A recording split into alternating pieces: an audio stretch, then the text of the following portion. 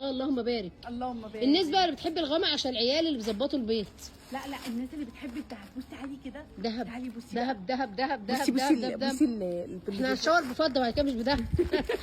العروسه هتلبس فضه وراضيين. والله راضيين. راضيين والله يا بنات، راضيين. اهم حاجه الناس تكون طيبه وبنت حلال. ايوه دهب ايه وبتاع ايه وكلام ايه. ايوه اهم حاجه المحبه. ربنا يديم المحبه. اه والله المحبه هي اللي بتدوم يا بنات والله. هي اللي بتدوم. دهب ايه وفضه ايه؟ يلا بسم الله.